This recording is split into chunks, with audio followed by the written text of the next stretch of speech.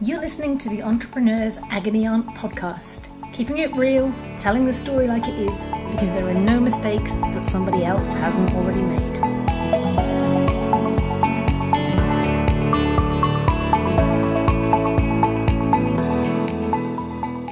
Hello, I'm Vicky Brock, and you're listening to the Entrepreneur Agony Aunt podcast. My guest this week is Regina Berengolts, formerly head of data science at my last company, and now taking over the world with high-growth TV analytics company, TV². On the basis of a personal recommendation from a friend, I persuaded Regina to move from sunny Spain to rainy Glasgow for a startup adventure, and she not only survived, but thrived. So welcome to your Agony Aunt sofa, Regina. Oh, thank you very much. I'm really excited to be here. People usually come to me, but I don't mind coming to your sofa. So there's only one question this week because it's a big one, and I'd like to dive into several perspectives on it. The person asks, how much of a risk is it to take a job as an early employee in a startup? I really like the idea of it, and I have a potential offer, but it's all a bit vague on details, and my friends think it's a really big risk. Am I missing something? So, Regina, you were a Canadian citizen studying in Madrid when, off the back of a few Skype calls, you decided to move to Scotland and work with me. What on earth were you thinking? Well, if I'm honest, I was thinking, what on earth are you thinking, Vicky? I mean, I was not even graduated from my program yet, barely had any experience in data science up until that point. And you took this big risk because you had to deal with my visa, you had to deal with me coming over, you actually even let me live with you for a little while, a complete stranger. So between the two of us, I think you're the one who actually took the bigger risk. Well, it wasn't such a risk for me, and this is the interesting thing. Somebody I trust very much, a long-time data analytics colleague, happened to be your professor, I think, and had got in touch with me going, if you're looking for somebody, I have the woman for you. And I was hiring at that moment, and it was like, whoa, I don't care where in the world this person is and what I have to do to get her. You know, how was that experience? And also, how did that shape what you did next? Because you've gone from startup to scale up, really, I guess. Yeah, that's right. I would say that, honestly, it shaped everything that I did. You essentially gave me my start in the startup world in Scotland, and you gave me that experience with that early stage startup where nobody really knows what's going on. There's this general objective and this general goal, and everybody's working towards it together, which is amazing, but with none of the structure and none of the process that I was used to at some of the old companies that I was with. One of them was quite big, which was Procter & Gamble, so the literally complete opposite. So doing this really gave me a whole new perspective into what I really enjoyed doing, which was really having a lot of autonomy and independence while still working together with a lot of people for that one goal. And it has been a different experience with this new company, which is actually roughly the same age, so not that new, but TV², is definitely in its growth phase. And I don't think it's slowing down, but there are more people. Everybody's still kind of in that really early startup mentality, I would say, and that everybody's working towards the same goal and running really fast and learning from their mistakes and just trying to be the best that we can be, which is really nice. But there come a lot of other challenges with that many people and when you're in that phase of a company, which has been really interesting. So when you came to work with me, you were the first person into my data team, and you kind of then went away and built that team up, and you grew the capability over time. Was there a particular mindset that you were looking for? I mean, I know I certainly had a mindset that I was looking for when I went looking for people, but as you were building out the people around you, were you looking for something specific? Yeah, I would say there were a couple of things that I would always watch out for in interviews. One is I'm always looking for someone who's really proactive and has a general curiosity about what it is that they're doing. When you have those kinds of people, they're really great because they need guidance, of course, but they need way less hand-holding, I would say. They naturally want to do something good. They naturally want to make sure that whatever it is that they're doing is going to be helpful and is going to help the business overall. And they have this really great sense of responsibility and accountability. One other thing I would say, and I've been reading a lot about it recently, is something that kind of brings it all together, is having that growth mindset. And it's about part that I take away, it's about not caring whether you did something wrong or you did something right or if you made a mistake. It's about knowing what could have been done better. It's not about being defensive. It's just about saying, all right, this happened. Great. What did we learn from it? Let's move on. And there's just no time for any sort of defensive behaviors or arguments. You just keep going. And, well, I completely subscribe to that. And it's certainly how I personally think.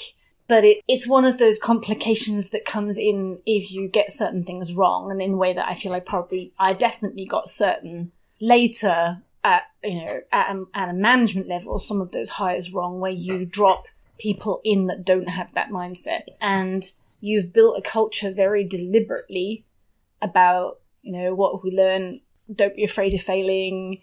In the whole kind of company's values, we celebrate, we call out, we're transparent about this because it's about what you've learned, and we go and get it right, or we do it differently next time. But then if you accidentally introduce people that are not of that mindset, the wheels kind of fall off really quickly, and it's quite hard, having been in that, to understand what the hell just went wrong.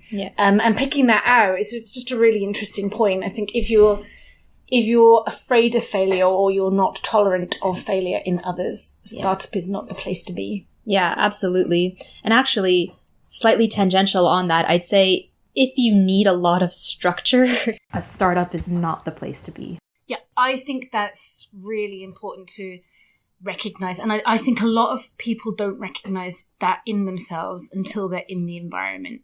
I mean, I used to say, and I mean, in a little while, I will definitely ask you about what you think bosses and founders how they should approach this. But I, especially to start with, was very much of the mindset that, like, if I knew how to do it and if I knew what I needed, I'd do it. I mean, the whole point that I'm bringing somebody else in is because I don't and I can't, and none of us can. So you need to come in, own it, run with it, which on the one hand must be exciting. On the other hand, if you're not used to that, or you're not equipped to deal with that, that must actually be quite terrifying. Yeah, definitely overwhelming. And I've seen people who really, they need structure, like they just need it. And it's almost like this paralysis that happens when you say, all right, we need this to happen. And they go, well, what? Like, how? What do you want me to do? And you go, well, it's your job. Like, you're the expert here. Like, it's okay to be wrong, but just go try, like, do something. And yeah, it could just take a lot of time. Yeah. And I know certainly that my style is very, here's where we're going. This is the mountain that we're running up. This is the big, hairy goal. This is what I see in my mind. Yeah. Now, please help me make it so. Yeah. Or not even please help me make it so. Just please it. Make it so. Yeah. And, you're the kind of person that totally ran with that. You would manage upwards very nicely to kind of connect back in with me to see if you were on the right path, if we were in sync and you were touching regularly with that. But there were definitely people who kind of looked at me, or even indeed were like, how? What exactly should I do? How exactly should I do it? And it's like, I have no idea. Yeah. Yeah. That's down to you. What do you think aside from that, the whole structure thing, and I actually think certainly among the less experienced people, the younger hires, the most common reason why it didn't work was actually the person needed more structure than we could possibly provide. What do you kind of see as the big risks going into early stage startup?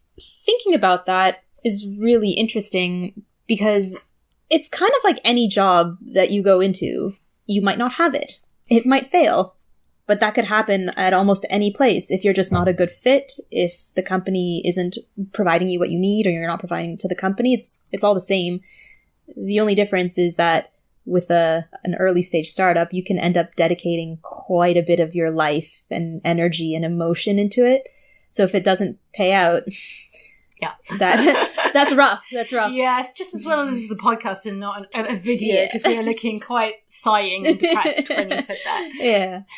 But at the same time, I think even if that does happen, you've learned so much, because you can only learn certain things about yourself and the way that you work and the things that you enjoy and appreciate from an early stage startup experience. Yeah, it is a team bonding experience like no other. Yeah. It is a actual feat of stamina. Yeah. Intellectual, but actually just plain old physical stamina Yeah. like no other. And the person who asked the question says their friends think it's a really big risk. Well, their friends are probably some people that would never want to work in a startup because they want structure and they want to do a finite number of hours and get paid for it. I'm with you there. Oh, this is Bucky, the dog. He used to be our office dog. He's just come to make friends with the microphone.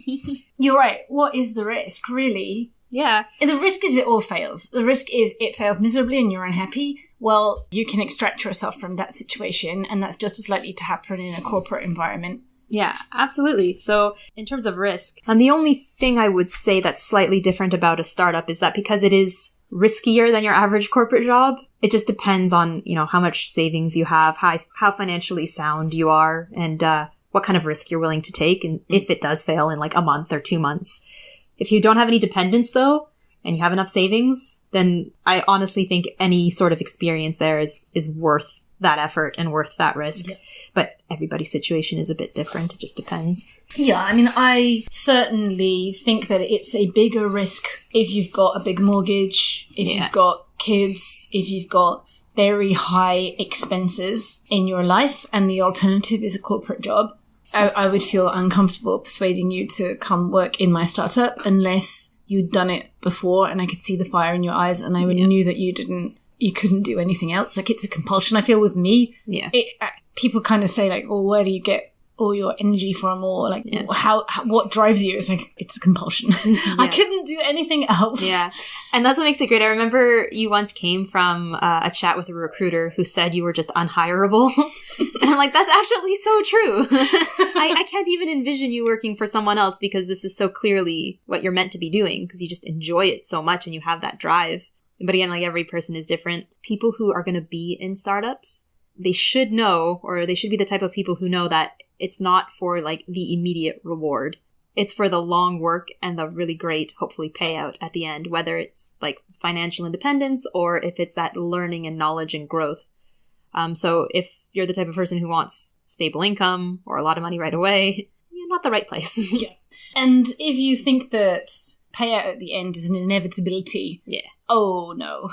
But I used to feel comforted when we were at one of our mini there's hardly any money back in the bank moments, is that if this all goes wrong in the way that I regarded it going wrong as, I mean, the reality for me on my day-to-day basis is the way that company was most likely to go wrong was not the way it did go wrong for me, but I just assumed we would run out of money. So the biggest risk that I was always fighting against was we might run out of money. But I always looked at the people working in that business and think every single one of them is better off for having worked here than not having worked here. What they've learned, what we've achieved means that even if that happens, I'm okay with that. Yeah. From a people perspective. Yeah, absolutely. And even from that, I'd say you probably hired the right people because if I recall, you were really transparent in terms of like the finances and what we could expect, whether it'll be in the next month or next 2 months or next 3 months. And everybody there, it's not like they would suddenly start looking for another job. It's because they knew the risks. Yeah. They knew that what we were building had really great potential and they wanted to see that through. So I think that really showed that the people that you did hire really had the right mentality as well. Personally, I think that's an incredibly important thing for founders to do. I think that you have to explain the financial position to potential hires and to your team on a really regular basis in a way that doesn't scare the hell out of them, but makes sense. So, I mean, for example, I don't think it's necessarily perfectly helpful just to go, this is what's in the bank, because people are often shocked how little money a business has in its bank at any one time. I would talk about how much we'd raised, how long I expected that to last. Yeah. Because, I mean, £150,000 we raised at the beginning, well, that lasted for over a year. Yeah. Whereas I would imagine, companies in their growth phase, the kind of place that you're working now, I don't know if that lasts a fortnight. I mean, I'm not talking about that company specifically. Yeah. They'd have this crazy. Yeah, exactly. And they'd have way higher expenses as well. So that obviously makes sense. More people, more salary, more infrastructure, just everything. Yeah. And so it's very different. The important thing is I always think that a founder needs to be very honest with their hires about what the immediate term financial position for the next 3 months looks like. and what the expectation for the next 6 months looks like. And frankly, no founder knows beyond that in very many situations.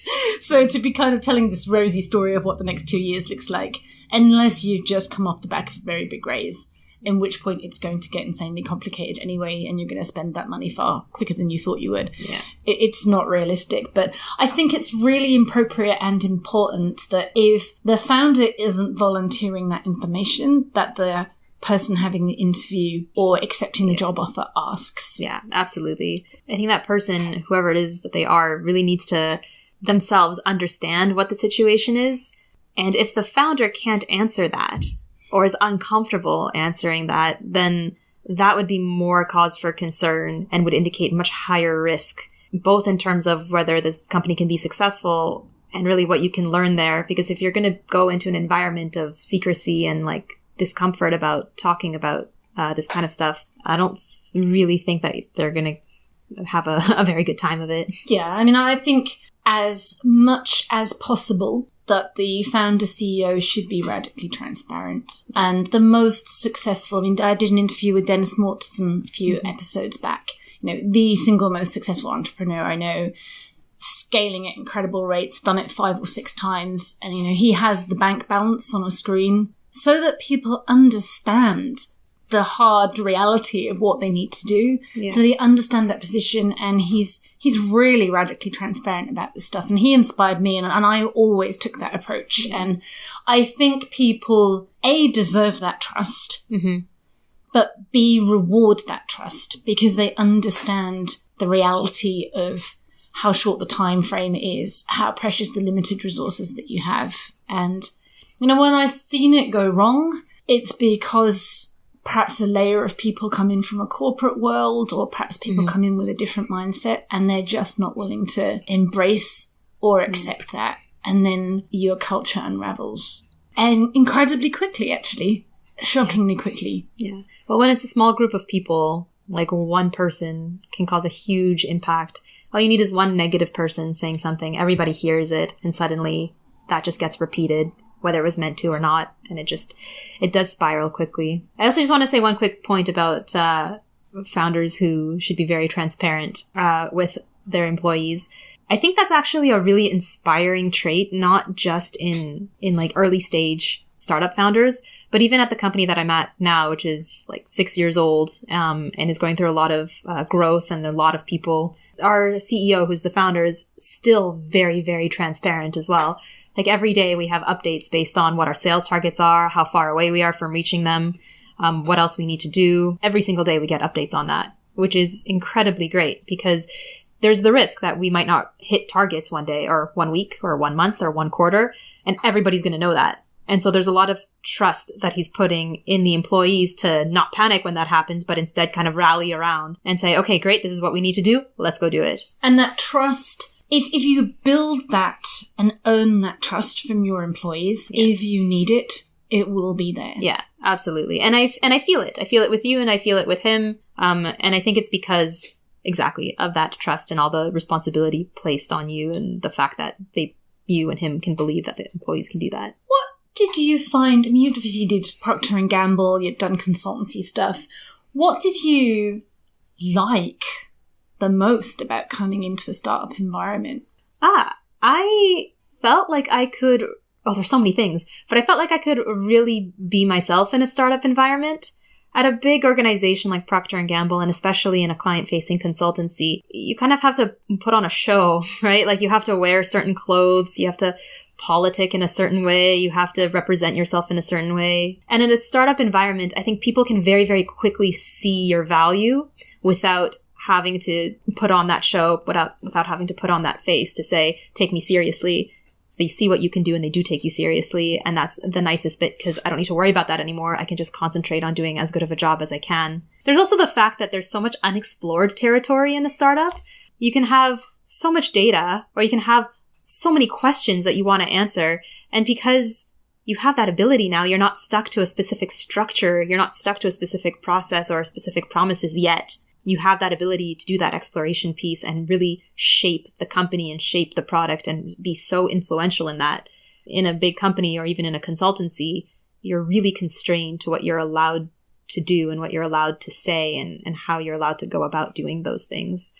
So there's just this element of freedom in so many ways, which I think is amazing. I would agree, and I love almost kind of the instant reward almost of the achievement. Every week, every day, really, you see you built something, or you see you got somewhere. You know, there was definitely in the later years that for me, in the CEO position, that became harder because you get a bit more distant from it, and sometimes the triumphs feel very thin on the ground. But I kind of used to try to engineer that triumph talk on a Friday afternoon just to kind of keep that energy going up. Like, I might not have taken any steps forward this week.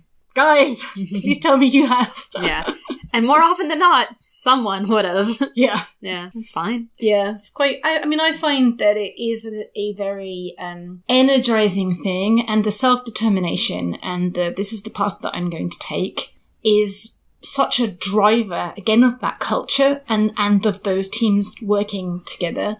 That I think when you get, you know, perhaps investors, board, people coming in as it grows, going, stop doing all of that inventing stuff, or stop having those ideas, or stop being so creative and finish something. All perfectly valid points, by the way.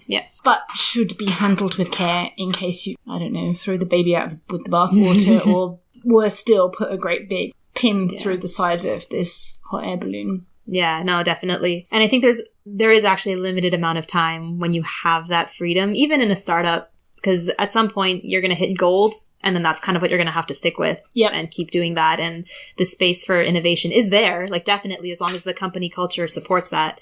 But it's really not quite the same as when you first start out. It's really great to take advantage of that in those early stages. Yeah, and I think that there are probably people who most suit years 0 to 2. And who wouldn't be comfortable in the environment that you're in now, really, where presumably the product roadmap is fairly set, and is it about building more of the same, or are you still kind of iterating and creating? I think there's a really good balance, if I'm honest. We do definitely have our core products that need to be the same but better. And there is work. My team right now is doing a lot of research on creating new products, but it is based on what we've already done, right? There's a theme you want to hit. You want to be on brand. You want to be going after the same kinds of customers who would have bought you originally. And it's great. It's innovation, but I would say maybe in a more focused space, if that makes sense. Oh, yeah, absolutely. Because I know that definitely I, rightly, wrongly, who knows, I'm sure you have a view, but could kind of be accused of being all over the place with the ideas. And I actually sometimes think that was not as much a symptom of that and more a symptom of not having adequately communicated the coherent theme that was blatantly obvious to me in my mind, but probably not to everybody else, of how actually these all connected and made sense. And that sort of brings me on, I suppose, to one of the questions that I had, which is really, what do startup employees wish that their bosses would understand or learn in order to make this all work just a little bit more smoothly? A couple of things. So if I got to choose, you can have them all if you want. I think there's 3. So 1, and this might be a CEO thing, because this definitely happened with you, but you're not the only person that it's happened to, is you come in and you say, oh, I have this great idea. We're going to do this right now. Drop everything, blah, blah, blah, blah, blah. Or sometimes in your instance, it's less direct than that. And it's more, oh, there's this great idea. We should totally do that. And then everybody drops everything and does it anyway. And just knowing the impact that has, because everybody will. You are the highest authority. And if people don't listen to you, they're not going to listen to anybody. So it's a natural thing to want to make that CEO, that top leader, happy. The second thing is I think they need to understand that things take time. And things don't magically happen. They don't happen in a day or in 2 days. And it's not because people are slow or stupid. It's because a lot of the times you're doing something for the very first time, and mistakes are going to happen. And there's going to be whole processes and whole steps that you're going to miss completely because it's the first time that you're doing it. And I know in startups, there's a lot of pressure to deliver because you need to make that first sale. You need to make sure you have money in the bank. And so it's hard to want to do something that you can be proud of in like half a day, which is an exaggeration, but it does take time to do things.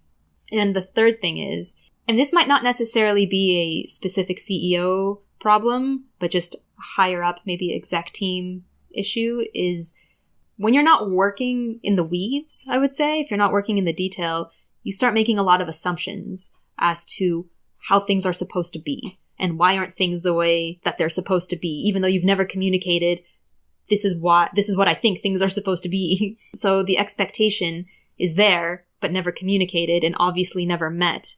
And I feel like that causes a lot of tension when really, if you just sat down, talked about what the expectation is and came up with a plan, it would have gone a lot easier. And those are all amazing points. And I know I made all of those mistakes. And I also feel comfortable knowing that I am sure as hell they're not the only one. No, definitely not. I can think of many, many other CEOs making all of those mistakes. The first one, I remember you calling me out on that. Stephen also calling me out on that, who my co-founder. Because honestly, I didn't realize. I mean, sometimes I would do it. Like, sometimes I would do it because I did have a really good idea and I did genuinely believe it was really important. Mm-hmm. And especially as the founder, you really do start to worry that the only thing that you now bring to this company is ideas. Yeah. And so you do worry that actually the company's outgrowing what you have to give it. So you can cling to this, oh my goodness, like, am I actually now completely pointless in the company? And that was something that I think Mark Logan kind of talked about that. It's like, if a founder and a CEO isn't scaling themselves at the rate that their company is, you kind of start to see all of these ideas being thrown out just constantly because they're actually trying to justify them to themselves that they still have a role in the company. But surely that's... I don't want to call you ridiculous, but your role has always been very clear, I think, in the company in terms of someone who's there to motivate. Yeah, I mean, I personally didn't find... I don't think I was suffering from that. Because, what I did used to do, though, is think out loud without realizing the consequences of thinking out loud. I didn't realize that just because I had a brain fart and it came out, I don't know, and I accidentally happened to be in the product meeting or in a data briefing meeting, that everything just got dropped and people went off and did it. Yeah. It took me a really long time to try to I hopefully successfully on the whole, learn that I needed to shut up and try to follow a process for getting those ideas in. And I think the best thing you did is you did realize that, and you educated the team that you recognize that is a thing that happens, to the point where now we were the ones thinking, was this just like a Vicky Says thing? Or is this an actual thing? So we could be a little bit more critical about what's coming out and what is the important thing to actually do. Yeah, and the things take time. I mean, obviously, this is directed at me because I wasn't... And again, I've seen this multiple times. You just want so hard for it not to.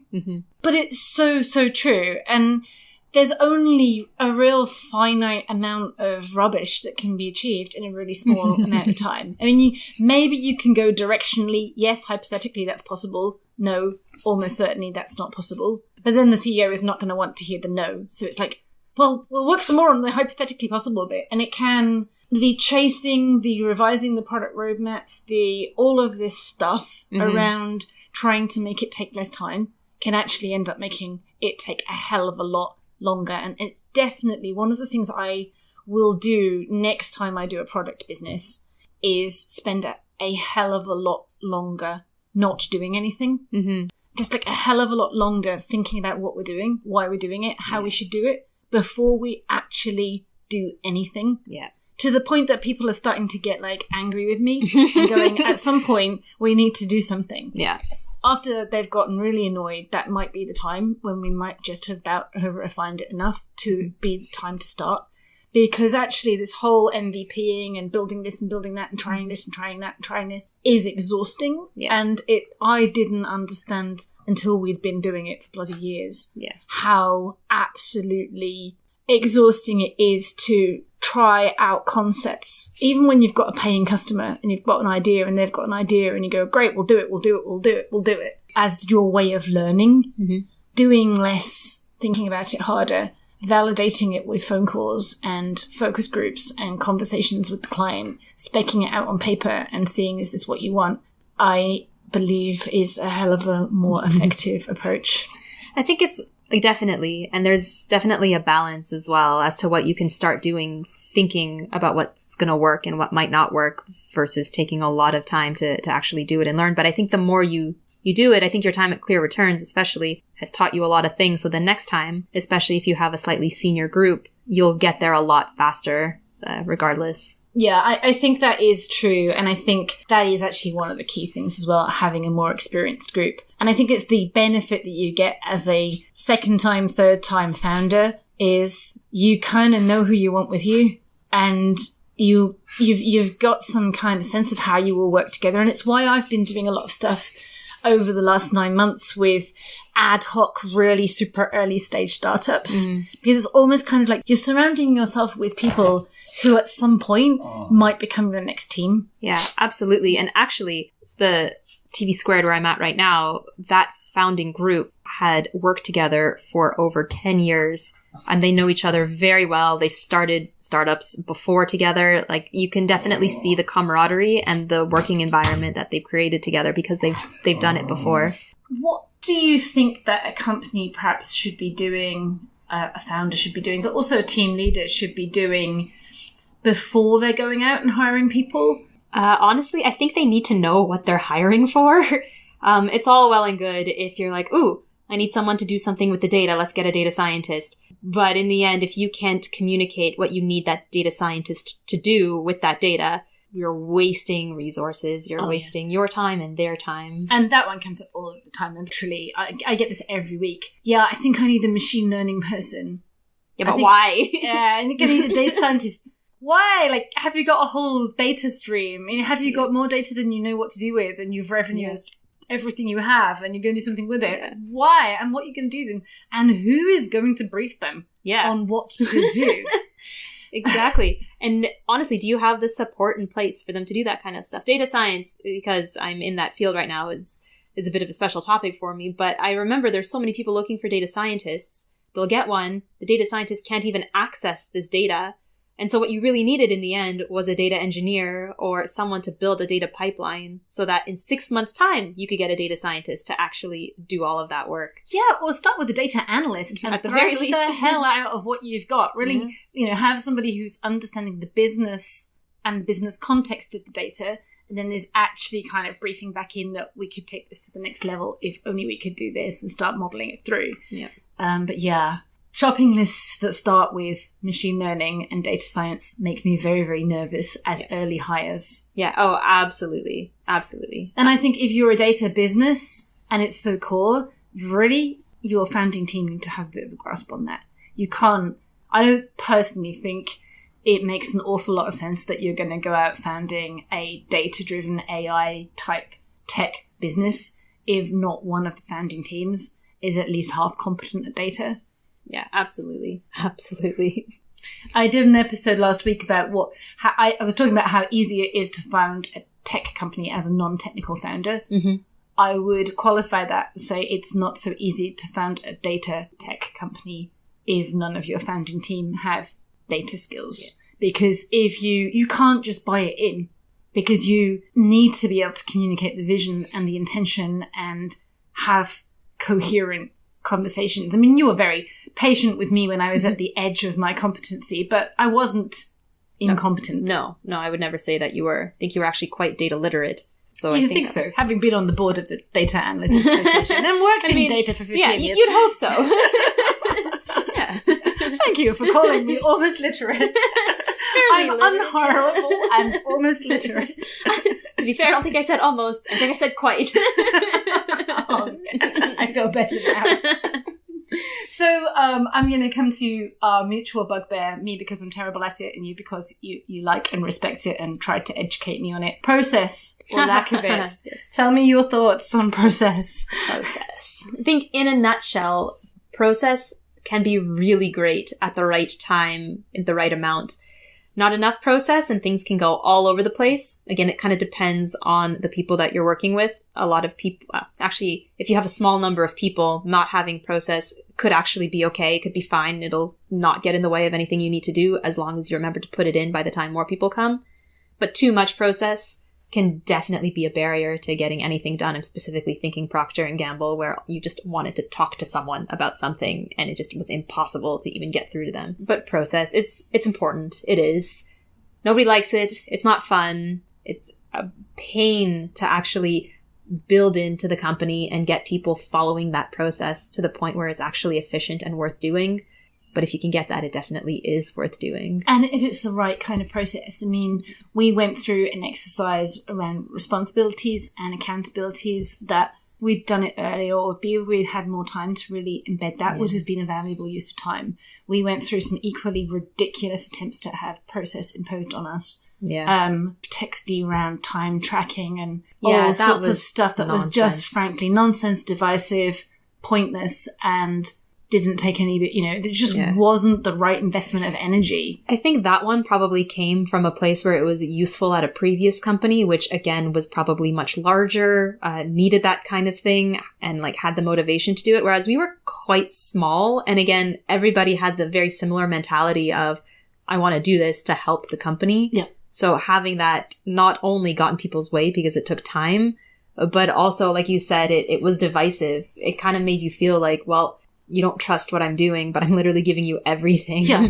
So it's just like, that was just unfortunate timing and the wrong thing to do at this point in the company's life. And, I talk about, and I have talked about how I put 20,000 hours into that company in just over 5 years. But so were you, you guys were working as hard as I was, and you were putting as many hours in, and that kind of time management-y, let's understand what everybody's doing, was probably coming from a good place. It was just trying to understand, are we all working on the right things? Mm-hmm. But particularly because it came from a distance, it resonated, it felt to me, so what it must have felt to everybody else was like, wow, I'm not trusted that I can manage my own time flow, and I'm not trusted that I'm putting the hours in, whereas I'm doing nothing but putting the hours in. Yeah. I mean, the irony is, I think the person who wanted that put in place so they could see what everybody's doing themselves didn't use it. Yeah. And so that just really set a poor precedent and just a poor message to everybody. And they were fairly new in there too. So it's just, when you put in that much effort and someone comes in being like, I'm going to make everything better. All of you aren't doing the right stuff, but I'm not going to do it. It's just, that was... When you're that early in a startup, you want everybody to be on the same page and everybody working together and putting in the same effort. It's like a partnership or like or a marriage, really. Like, it's everybody has to give in the same amount. You can't carry someone else or just rely on someone else to do everything for you. Like, that's never going to last. And that is probably one of the things that people should be aware of. And there isn't anywhere to hide. Mm-hmm, yeah. And nor should there be. And you'll learn a hell of a lot. And if that turns you on and that's what makes you excited and motivated, great, you're in the right place. If you kind of want to sit back, observe, learn slower, grow gently, then it's not the right place to be. I mean, obviously not all startups are the same, and then that journey that you've had between startup to scale up has been different. Is there any final thoughts that you have on what somebody should be aware of, or perhaps either somebody taking a job in a startup or as a founder going out making their first hires to think about? This is going to sound a little weird, I think, because one of the things about a startup is you don't need to worry about like politics or structure. That being said, in any organization, there is some sort of manager-managee relationship that happens, even if it's not a formal one. I don't think I ever formally reported to you, but I would look to you for guidance and feedback, not just in the work, but in general, how do I make myself better as well? And that obviously gets way more formal the larger the company is. And right now in my scale-up company, there is definitely a lot of managerial structure happening, which is fine. There's no problems with that. It's just Your experience can really depend on the people that you work with, especially the people that you report to and have some form of authority or guidance over you. So if you're going in, I would definitely want to know who it is I'm going to be working with most of the time. And in an early stage startup, it might very well be one person above you, or even if it's a flat structure, there's that informal understanding to make sure that you can work with them, that you're all on the same page, and that you can already establish a good relationship and good communications. And then on the flip side, I would say if you're going out to find someone that has the right mindset, that's in it for the right reasons, not someone who just wants to, make their CV look good by being part of a startup or just spending the time working on their technical skill. It's someone that you can really work with to go and achieve that same goal. And then recognize not the power, but the position of authority that you are naturally going to be in. Even if you don't want it, even if you want a really collaborative group, it's inherent. It's really hard to not have that. So how you treat everybody else and the presence that you have and just the example that you set, I think is really important and is very, very strong. Yeah. As the founder, create the culture of the company, whether you like it or not, and whether you're deliberate about it or not. I would always want to say lead by example, but some people don't always have these skills or the self-awareness to be a good example. And then I think you have to just work on your self-awareness and your personal development and be able to look at yourself and see how others see you to really make that work. It has been a pleasure to talk to you. Thank you for making your sofa available. Anytime. You've been listening to Vicky Brock and Regina Berengolts, this week's Entrepreneur Agony Aunts. If you like the podcast, subscribe on iTunes, Spotify, or your player of choice. And please do spread the word and tell the world that we're here.